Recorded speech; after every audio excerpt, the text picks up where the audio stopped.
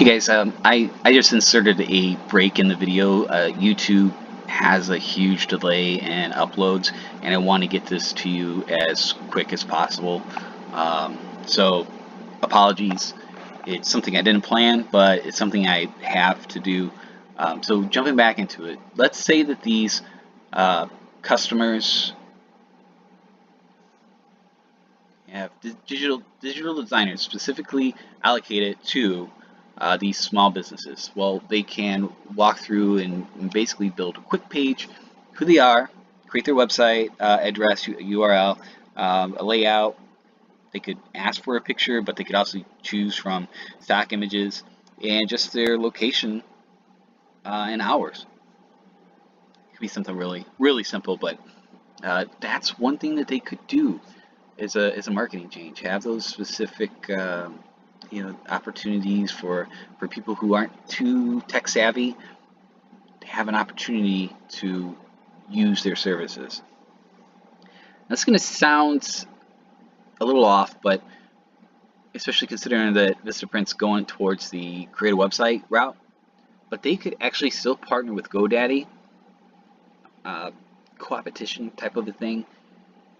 GoDaddy's GoDaddy is a competitor for them, but if they partner with GoDaddy, GoDaddy could market it to themselves, and there could be some discount arrangements or whatnot, so consumers would think that the item's actually coming from GoDaddy, but they could offer GoDaddy the opportunity to say, hey, look, these guys are making their website, you got their collateral, automatically roll it over onto a pen that people could buy and add on to their purchase. It's the upsell kind of a thing, and it's a win-win for everybody. They could also throw it into an agreement where it's like a profit sharing plan or anything along those lines.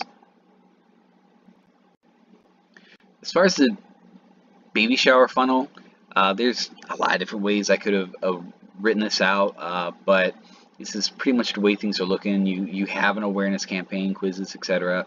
that's going to create some engagement, and then there'll be a call to action. Say, hey, here's a special opportunity or the like that comes along with it. And then you're trying to add in the upsell. If the upsell doesn't work, then there's the downsell. But ultimately, you're going to convert that person into a customer, but also a hot lead or good lead for future purchases.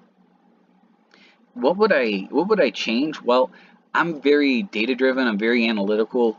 I would want to review the analytics to determine if an email every 2 to 3 days doesn't get a high unsubscribe rate.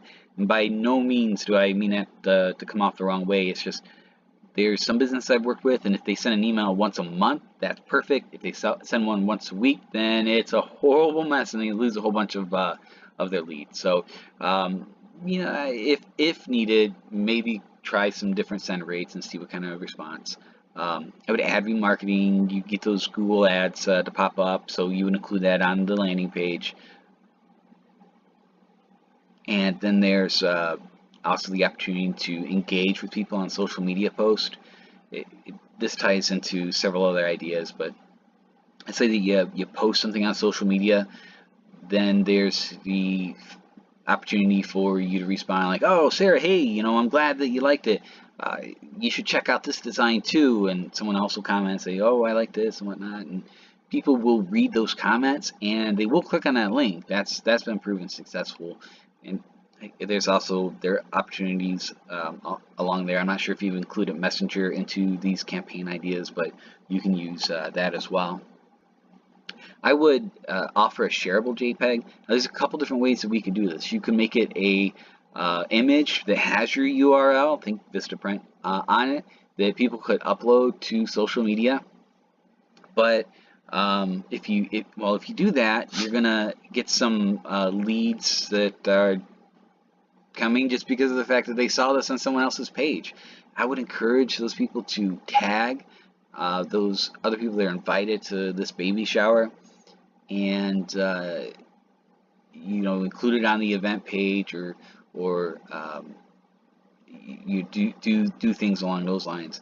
And the other idea with the shareable JPEG is you can actually host a JPEG on your site. The auto preview will pop up, and that can show the image on someone's social media post.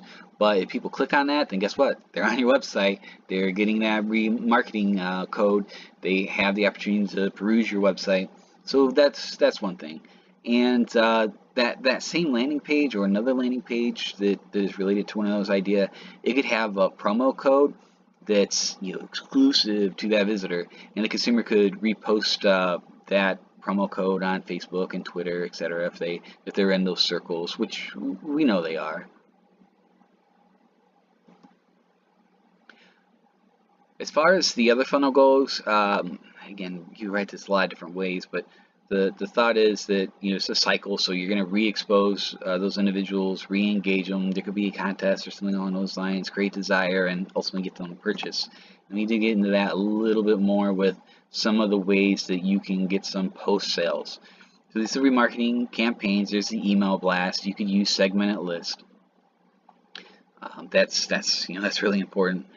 I wouldn't say a print mailer is completely out of the picture, only because I've seen it work for some organizations, and if you target the market right, then it'll work. Especially if you know that someone's anniversary is coming up, you could send, they had a wedding a year ago. Now you could send out a snail mail piece that offers them a promo code for celebrating some type of memory. Or like way to remember the event and those types of things. If there is a user login screen for existing customers, there could be some insight advertising opportunities. Think like Amazon, for example, where they're going to show some product or similar products based off the previous purchases. I'm not sure the limitations of your website. All receipts, no matter what it is, any receipt that's given to somebody or anything that we send out, even if it's a remarketing, we're going to include that celebration circle text in there, an opportunity to sign up into there. You really got to utilize Messenger. There's plenty of opportunity with that, but ultimately the idea is to quintuple the current CLV using a mixture of these strategies. So after the sale, you could offer thank you items. There's the baby shower, so it could be a reminder of, hey, don't forget to send thank yous, and it could be thank you letters or cards or some kind of design along those lines. Becca, she's a pro at that design, so it could take shape in a few different formats. But the other thing after the sale, hey, guess what? You're gonna have a family. Let's create something that says Smith family established in 2030. Okay, that's a long time off, but it could be also with the opportunity to upload an image that shows the entire family. There could be a customizable photo template. The push would be if they become a member of the continuity program, they're gonna secure their access to important items like anniversaries, baby announcements, gender reveals. All those types of things, and that they're going to get those other perks to come along with it. And after you do that sale too, in the marketing that you do, you're going to want to include a promo code, a sample, those types of things, and also preload information into the ad samples, such as their family name or whatever it might be. Again, not sure the limitations on your website, but that's another thing you could do. For the grand opening teasers, you can have social media campaigns. It could be like a riddle. People have to visit different sites, or you can release a word a day, or ask like a question, something to really engage individuals. And ultimately, someone's going to post in the comment the answer. That's fine, because you're still getting people reading through that and trying to answer it. So those types of things are usually pretty popular. You can display it in the Etsy site banner, talking about the grand opening, doing a push that way. Obviously, we target your current customers, get those email blasts out, tell them that there's going to be some exclusive designs on the website only. Start pushing that creation circle as well. And there could be pop-ups and add-ons on the customized area of the websites. Nothing that's too in your face and the like, but something that would retain someone who maybe added something to the shopping cart but they left, and like, hey, before you leave, here's a promo code for an extra 10% off, or something along those lines. And you could also blast a campaign that would include interaction. It could be survey, voting, some kind of contest with a prize. That's a few of the other things that you could do. Just tease samples of the sites, or what will become available on the site, and what can be customized on the day of that grand opening.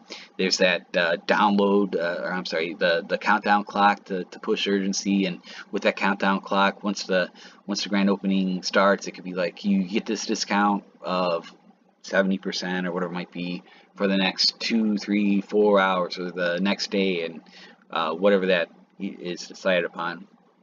And you do one heck of a final push across every single marketing channel, promoting the launch, and the maybe the perks that you're going to include, like the specific designs and the reason why they should click on it, discounts, etc. And keep with the same remarketing practices on Google and etc.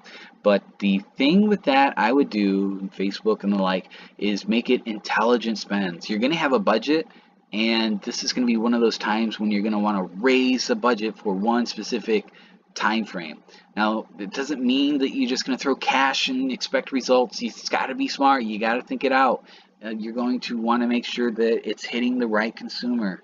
So there's a lot that we could discuss about that, but I'll leave it at that for the moment. The celebration circle, you could offer a free trial period.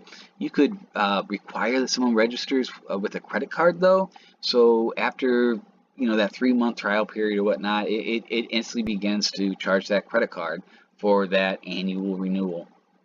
Yeah, I would make all kinds of testimonials about celebration circles, put them on social media, email blast. It's jumping back to the auto renew. You could bundle that auto renew into every first purchase beyond the grand opening day. You could also create like a video along with a detailed web page specifically about the celebration circle. But you could create a video that showcases all the awesome reasons and awards that people will receive